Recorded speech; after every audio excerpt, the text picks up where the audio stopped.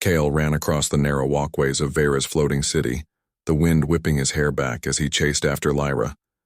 Even as a boy, she moved like she was part of the sky itself, nimble and fearless. The city's towers stretched up like silver spires, some touching the clouds while others hovered above in anti-gravity fields. He laughed, breathless, as he tried to catch her before she reached the observation deck at the very edge of the city. "You'll never catch me," Lyra shouted, her voice carrying over the hum of flying vehicles and the distant clatter of factory engines. Her eyes sparkled, full of mischief and defiance. Kyle grinned, knowing she always said that even when he was faster than her. "Not if I keep chasing," he shouted back, leaping over a small gap between two platforms. He landed with a thud, sliding to stop just in time to see Lyra waiting at the deck's edge, arms crossed, the wind tugging at her clothes. "You're too slow today," she teased, though there was warmth in her voice. Kyle shook his head, catching his breath. "You're just faster when you want to be. Admit it. My plan works better than yours." He held up a small, handmade kite, its thin metallic frame shimmering in the afternoon light. "I told you mine will fly higher than yours." Lyra looked at it skeptically. "High, yes, but it might not survive the storm at the upper ring." "You know that, Kale. Then I'll make it survive," he said, determined. "I can fix it." "I always can."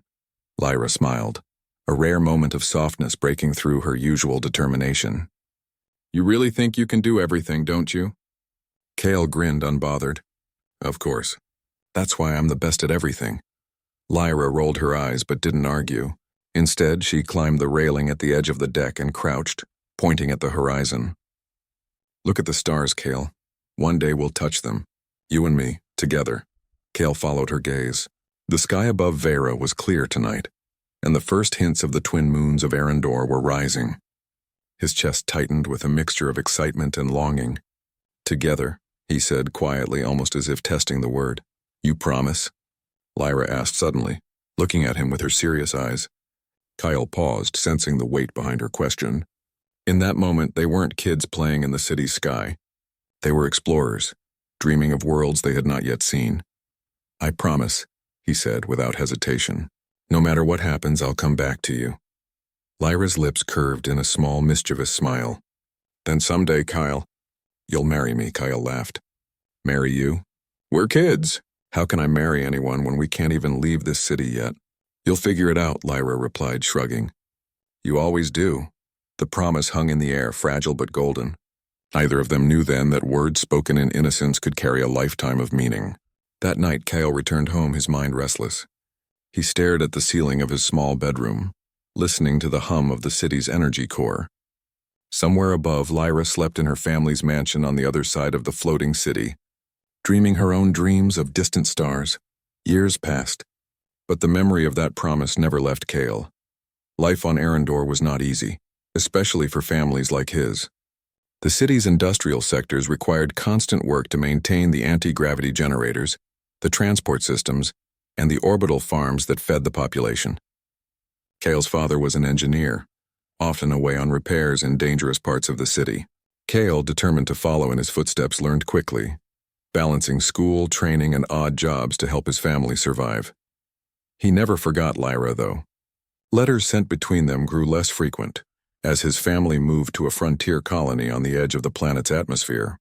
Communications were slow, unreliable, and often lost to solar storms or transmission errors. Kale kept a small stack of her notes hidden beneath his bed, the paper yellowed and edges fraying. In them, Lyra's handwriting seemed to shine across the distance. "Don't forget the promise," one line read, and Kale would smile despite the hard days and long nights. Lyra, meanwhile, had grown into her own destiny.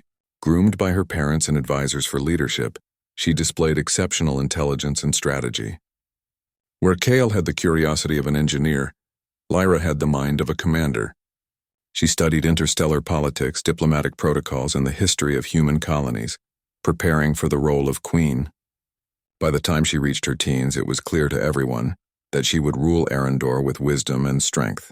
But for all her power, she remembered the boy who had promised to marry her, the boy who had believed in the stars with her. That memory lingered, a constant reminder of what she had lost and what she might gain. Kale's life on the frontier colony was lonely but full of learning. The colony was small, Struggling to survive on the edge of the atmosphere with limited resources, Kale took every opportunity to explore abandoned orbital stations, sometimes venturing outside the colony's protective domes to repair failing satellites or scavenging old spacecraft. The work was dangerous, but it gave him a thrill, a sense of purpose, and a taste of the stars he had once promised to explore with Lyra. One evening, as Kale repaired a communications relay suspended above the planet, he received a signal unlike any other. The transmission carried a faint, familiar tone, Lyra's voice clear and commanding despite the distance. "Kyle, I need you to come to the capital. There is much to discuss and time is short." Kyle's heart leaped. He stared at the screen, trembling. Lyra, is it really you? He whispered, half afraid that the wind or static would erase her voice. "It is," she replied. "I will explain everything when you arrive. But remember the promise. You swore it once, and now it is needed more than ever." Kale felt a mixture of excitement, fear, and confusion. The girl he had known was no longer just a girl. She was a woman, a queen in training, commanding respect and authority, and she wanted him to return, not as a friend, but as someone who could stand by her side in a world he barely recognized. The journey to the capital was perilous. Kale traveled aboard a small freighter, dodging meteor showers and navigating through orbital debris fields. As the frontier gave way to the upper atmosphere, he looked down at Arendor, its floating cities gleaming like silver jewels in the night. The capital rose above all others, a massive structure of metal and light, its spires reaching toward the twin moons. Kale could see why Lyra had grown into a queen. The city itself demanded awe and respect. When he finally landed, Kale was greeted by the royal guards. They were polite but firm, guiding him through the grand halls of the capital. Everything seemed larger, brighter, and more intimidating than he remembered from his childhood visits. Finally, he was brought to the Queen's private chamber. Lyra stood by the window, her silhouette framed by the twin moons.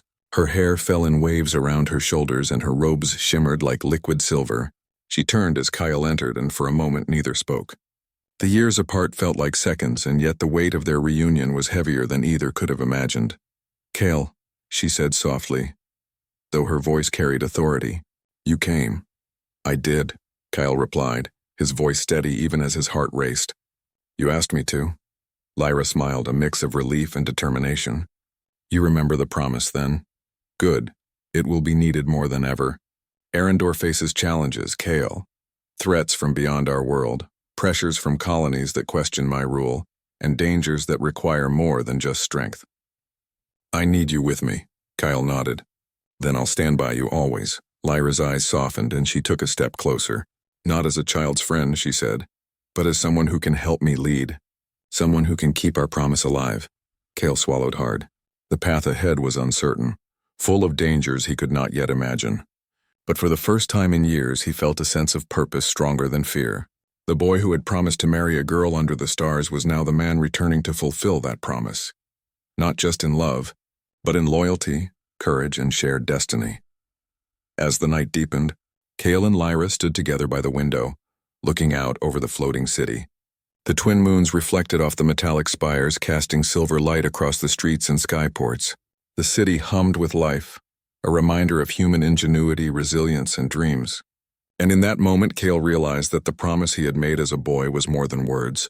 It was a bridge between past and future, between innocence and responsibility, between childhood and the stars themselves.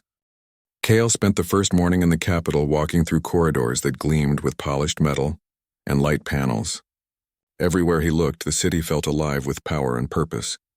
Courtiers and advisors moved swiftly through the halls, carrying data pads, delivering messages and exchanging quiet whispers about politics he barely understood. Despite the grandeur, Kale kept his focus on Lyra.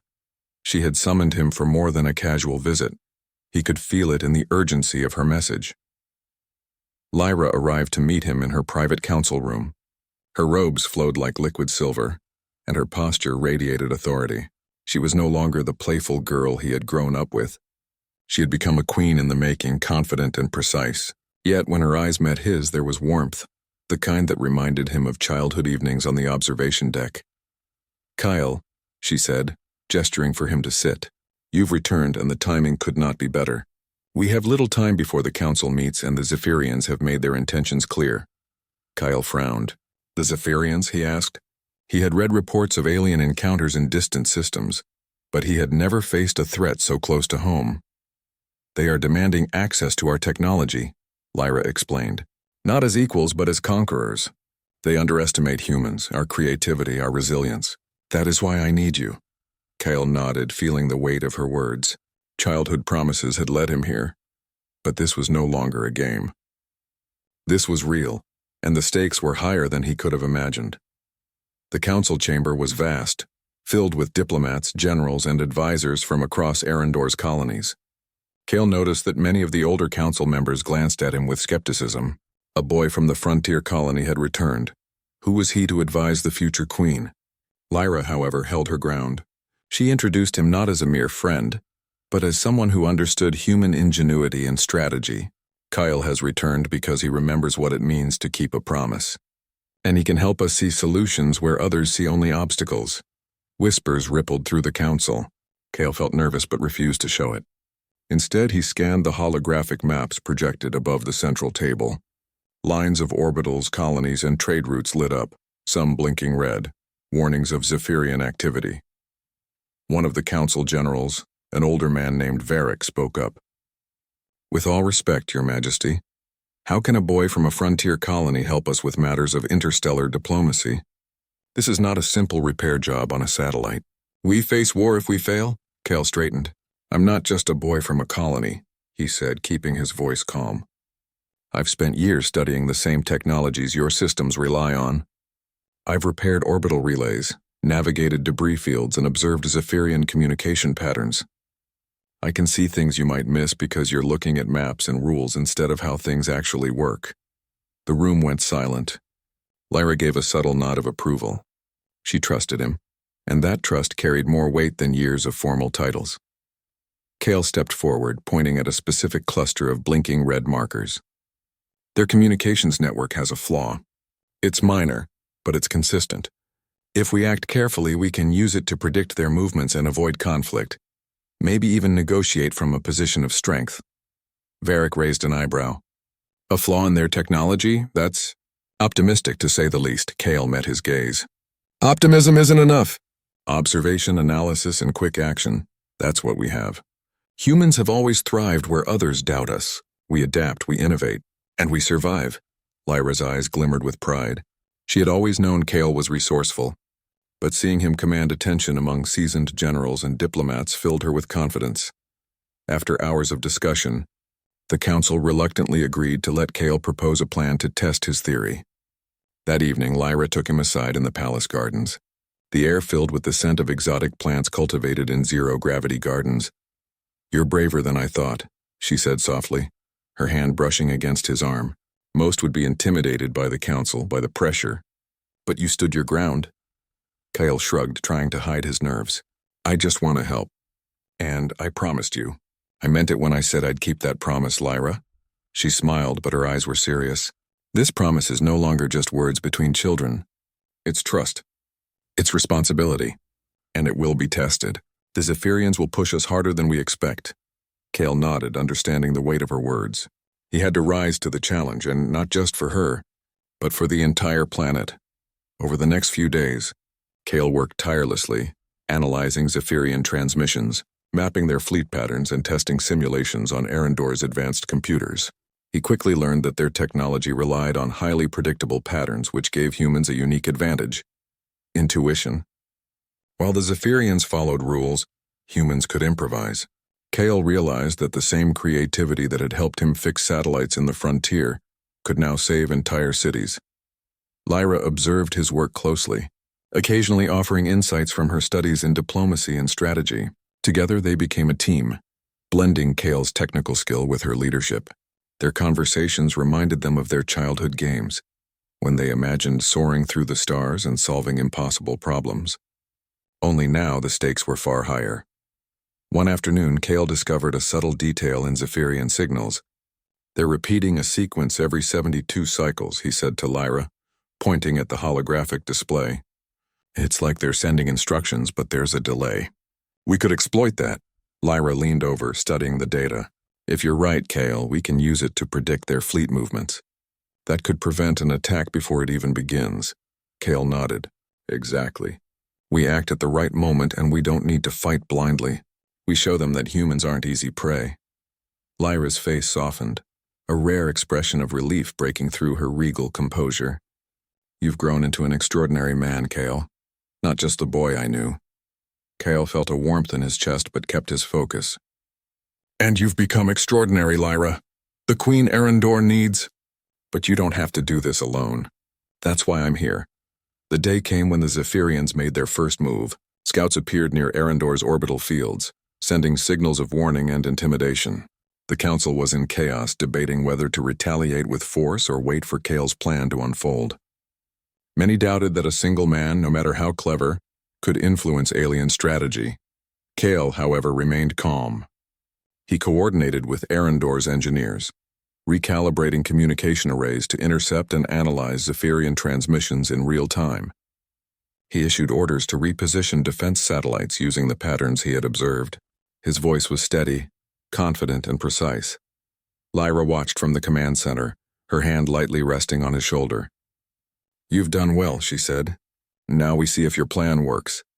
As the Zephyrian scouts approached, their signals repeated the sequence Kale had predicted. Using the delay in their transmissions, human forces repositioned strategically, avoiding direct confrontation while demonstrating a defensive advantage.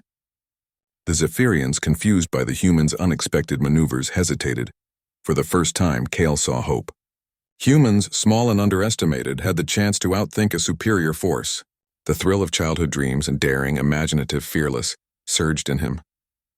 This was the same spark that had made him chase Lyra across Vera's observation deck, and now it could save their world. By nightfall, the Zephyrian scouts withdrew, sending a final warning before disappearing into the void. The council erupted in a mix of relief and disbelief. Kale had done it.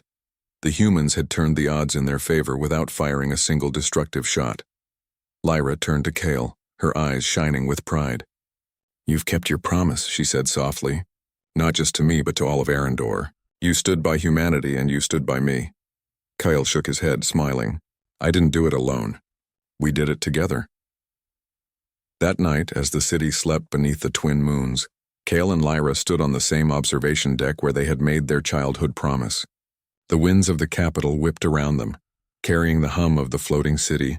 Kale looked at Lyra, seeing both the queen and the girl he had promised to marry years ago. The stars, he said quietly.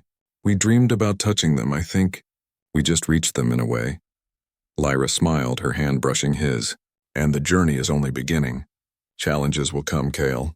More dangerous than this, but I know we can face them, together. Kyle nodded, feeling the truth of her words. Childhood promises had led him here, but adult responsibility had shown him who he truly was. A human capable of ingenuity, courage, and loyalty. And by standing beside Lyra, he could help her shape a future where humanity thrived, even among the stars. For Kale and Lyra, the promise was no longer a memory. It was living, breathing, and guiding them toward a destiny far greater than either had imagined. The night sky over Arendor was darker than usual, the twin moons casting pale silver light over the floating city. Kale stood on the observation deck, his mind racing with calculations, predictions, and strategies. The Zephyrians had withdrawn for now, but it was only a temporary pause. Their scouts had been cautious, testing human defenses, but the main fleet was still out there and the threat had not passed. Lyra approached silently, her robes whispering against the deck floor. Even in the quiet of the night, her presence was commanding. Kale, she said softly, are you ready for what comes next? Kale turned to her, seeing both the queen and the girl he had promised to marry years ago. I have a plan, he said, trying to sound confident.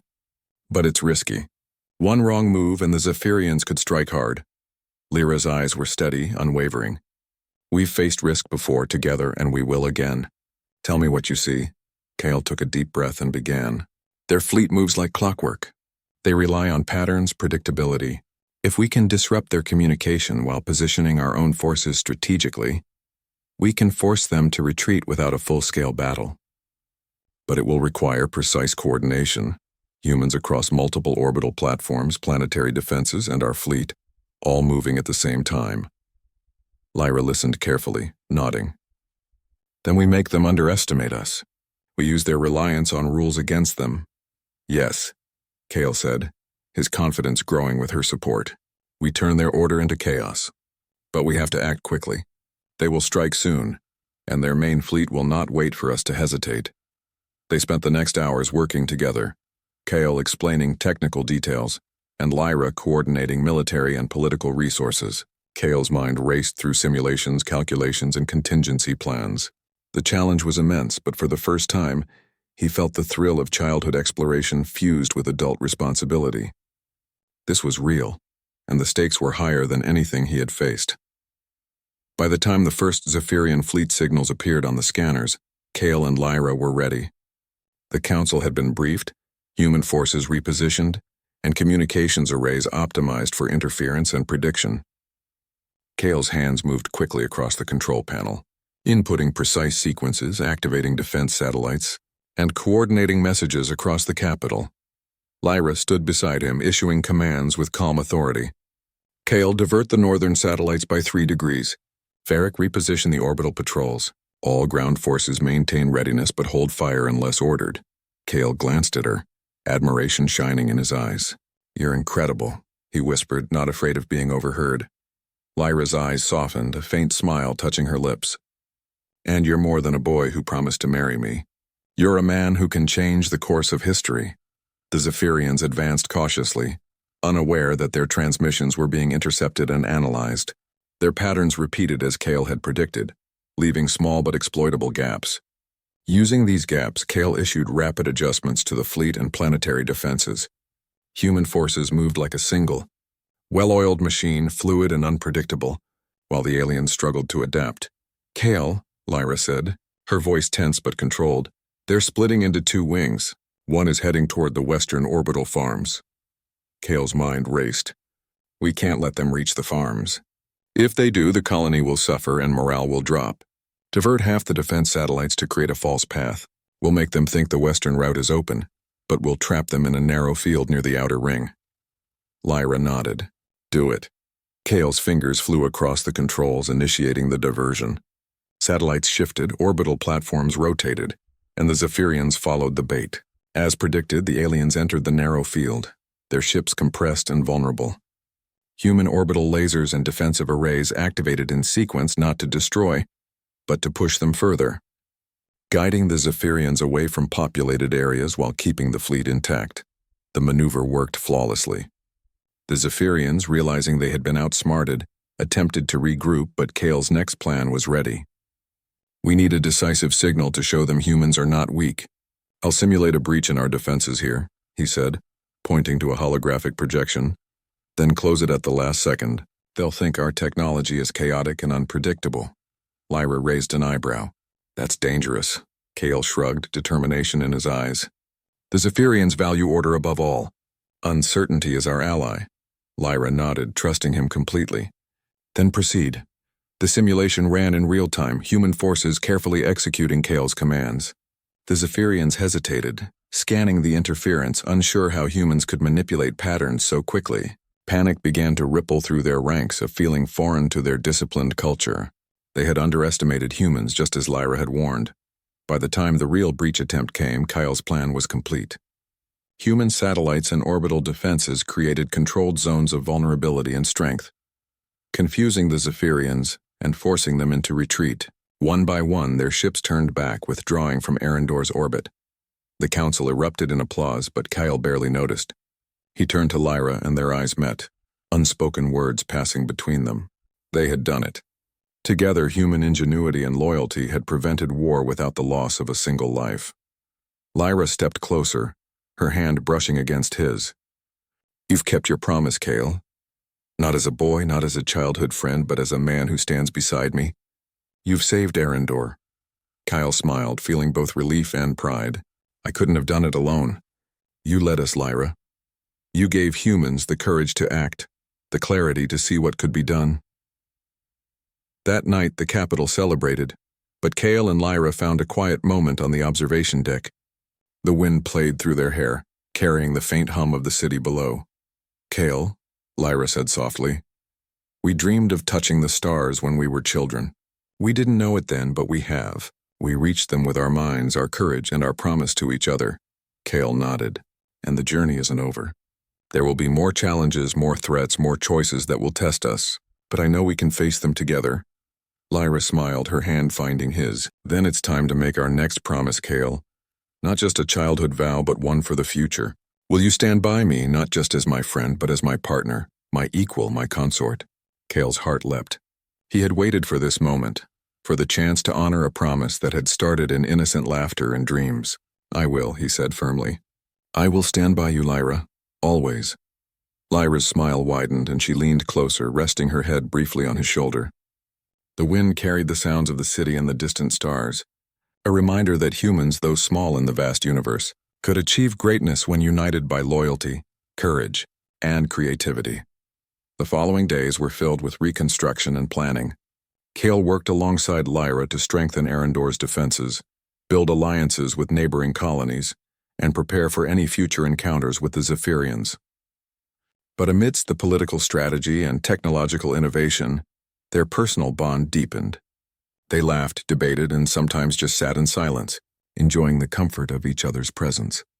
Kale often thought back to their childhood, to the observation deck where they had promised the stars.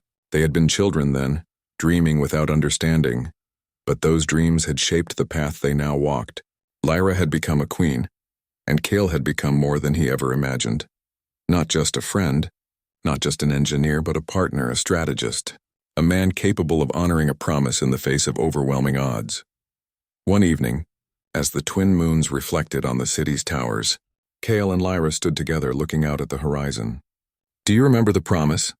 Kyle asked, a playful smile tugging at his lips. Lyra laughed softly. How could I forget? You swore you'd marry me under the stars. And now, she looked at him, her eyes filled with affection and pride. Now you have, Kale's heart swelled. It feels like more than that. It feels like we've earned it. Not just the promise, but everything we've faced to get here. Humans, Lyra, us. We've proved that we can rise to anything together. Lyra nodded. Together. For Kale and Lyra, the promise had begun as a simple childhood vow. But through years of separation, growth, challenges, and courage, it had transformed into a bond stronger than any force in the universe.